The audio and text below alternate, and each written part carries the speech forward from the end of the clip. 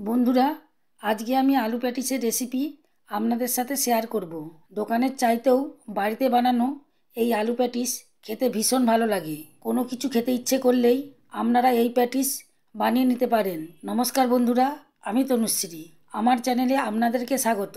বন্ধুরা, আলু প্যাটিস আপনারা যে কোনো নিরামিষ দিনে খুব সহজেই বানাতে পারবেন এবং খেতেও দুর্দান্ত হয়। তাই স্কিপ না করে পুরো ভিডিওটা দেখার অনুরোধ রইল। বন্ধুরা, আলু প্যাটিস বানানোর জন্য এখানে কিছুটা আমি ময়দা নিয়ে নিয়েছি। দিয়ে দিচ্ছি পরিমাণ মতো নুন, অল্প পরিমাণে চিনি আর দিয়ে দিচ্ছি 2 চামচ তেল। এখানে আমি সাদা তেল দিয়েছি। তেলের সাথে উপকরণগুলোকে খুব ভালোভাবে মিশিয়ে নিচ্ছি। মেশানো হয়ে গেছে। এইভাবে মুঠো করার পর হালকা চাপ দিলেই ঝুরঝুর করে ভেঙে যাবে।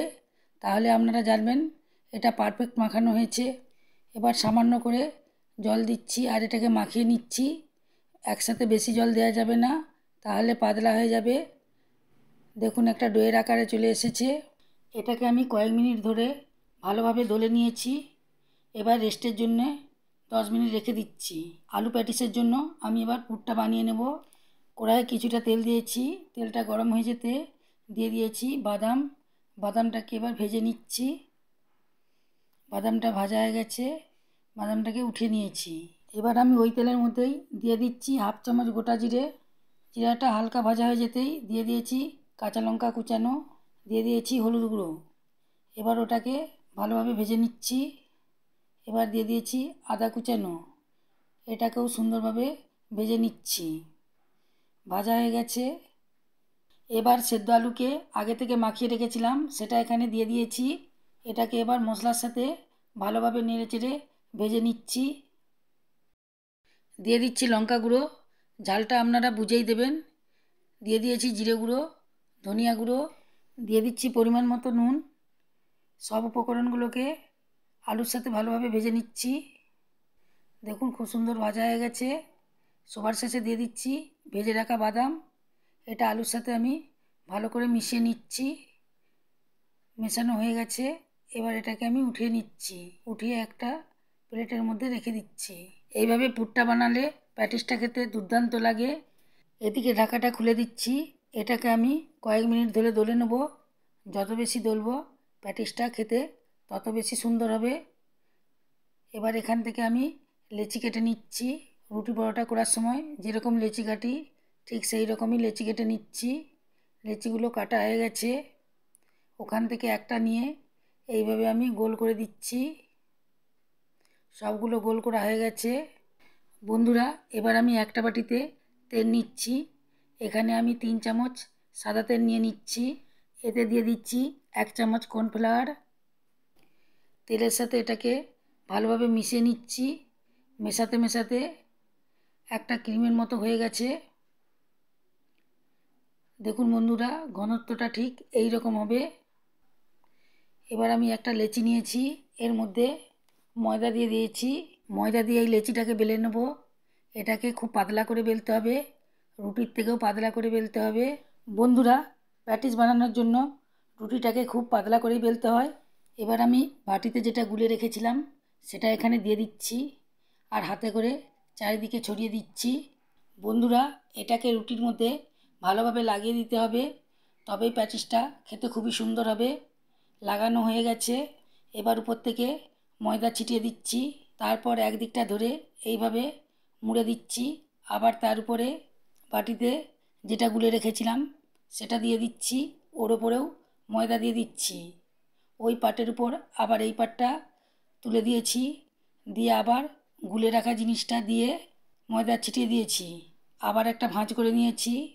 এবার এটাকে একটু হালকা হাতে বেলে নিচ্ছি, বেলে একটু লম্বা করে নিচ্ছি। গুলে রাখা জিনিসটা এর মধ্যে দিয়ে পুরোটা মাখিয়ে নিচ্ছি।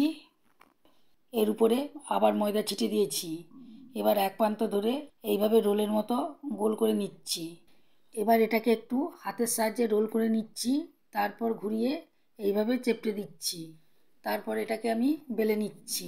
বন্ধুরা, এটাকে ছোট করে বেলবো, হালকা করে বেলবো, খুব চাপ দিয়ে বেলবো না। এটা একটু মোটাই থাকবে। এবার সাইডটাকে এইভাবে কেটে বাদ দিয়ে দিচ্ছি যাতে একটা সুন্দর শেপ আসে। চারদিকটা বাদ দেওয়া হয়ে গেছে। দেখুন একটা সুন্দর চৌকসে বসে গেছে। এর উপর আমি এবার জল লাগিয়ে নিচ্ছি। এবার যে আলুর পুরটা তৈরি করে রেখেছিলাম সেটা এখানে দিয়ে দিচ্ছি। একেবারে ধারে দেবো না, ধারগুলো একটু ছেড়েই রেখেছি। এটাকে ঘুরে দিচ্ছি ভালোভাবে আপনাদেরকে দেখানোর জন্য। এবার 1 ঘন্টা ধরে আলুর পুরটাকে ঢাকা দিয়ে দিয়েছি। এবার আমি আলুর কাছ থেকে চেপে দিচ্ছি। জল লাগানোর ফলে এটা খুলে যাবে না। বন্ধুরা, আমি কিন্তু সাইডটা চেপে দিচ্ছি না, আলুর কাছটাই চেপে দিচ্ছি। সাইড থেকে চেপে দিলে ভাজার পর আর লেয়ারগুলো বোঝা যাবে না, তাই বন্ধুরা আলুর কাছটাই চেপে দিতে হবে। একটি প্যাটিস আমার তৈরি হয়ে গেছে। দেখুন বন্ধুরা, দেখতে কত সুন্দর লাগছে। এইভাবে আমি 4টি প্যাটিস বানিয়ে নিয়েছি। এবার এটাকে আমি ভেজে নেব, তাই কড়াইয়ে আগে থেকেই তেলটাকে চাপিয়ে রেখেছিলাম। তেলটা খুবই হালকা গরম হয়েছে। এই হালকা গরমের মধ্যেই প্যাটিসগুলো দিতে হবে। বন্ধুরা, আপনারা দেখেই বুঝতে পারছেন তেলটা কতটা গরম হয়েছে। খুবই হালকা বুদবুদ উঠেছে। বন্ধুরা, প্যাটিস সবসময় লো টু মিডিয়াম আঁচেই ভাজতে হবে, খুব জোর আঁচে ভাজা যাবে না। একটু ভাজার পরই দেখুন লেয়ারটা কত সুন্দর খুলে যাচ্ছে। এবার এটাকে আমি উল্টে দিচ্ছি। এইভাবে সবগুলাকে উল্টে দিয়েছি। সবগুলাই এইভাবে আস্তে আস্তে সুন্দরভাবে লেয়ার খুলে যাচ্ছে। বন্ধুরা, এগুলিকে আমি কম আঁচেই উল্টে পাল্টে ভালোভাবে ভেজে নিয়েছি। দেখুন দেখতে কত সুন্দর লাগছে। এগুলি ভাজা হয়ে গেছে। এবার আমি এগুলাকে উঠিয়ে নিচ্ছি। দেখুন প্রত্যেকটা প্যাটিসের খুব সুন্দরভাবে লেয়ার খুলেছে। এবার আমি একটা প্লেটের মধ্যে সার্ভ করে দিচ্ছি। দেখতে কত সুন্দর লাগছে। প্রত্যেকটা প্যাটিসের লেয়ারগুলি খুব সুন্দরভাবে বোঝা যাচ্ছে। খেতে খুবই সুন্দর হয়, দারুণ খেতে লাগে, খুবই মুচমুচে লাগে। দোকানের চেয়েও এই আলু প্যাটিস খেতে শতগুণে ভালো হয়। বাচ্চা হোক আর বড় হোক, সবাই এই আলু প্যাটিস খেতে খুবই পছন্দ করে। আওয়াজ শুনেই বুঝতে পারছেন বন্ধুরা প্যাটিসটা কত খাস্তা হয়েছে। খেতে তো অসাধারণ লাগে। বন্ধুরা, আলু প্যাটিসের রেসিপি ভালো লেগে থাকলে লাইক দিতে ভুলবেন না। এই রকম নতুন নতুন রেসিপি পেতে আমার চ্যানেলকে অবশ্যই সাবস্ক্রাইব করবেন এবং বন্ধুদের মধ্যে প্রচুর প্রচুর শেয়ার করবেন।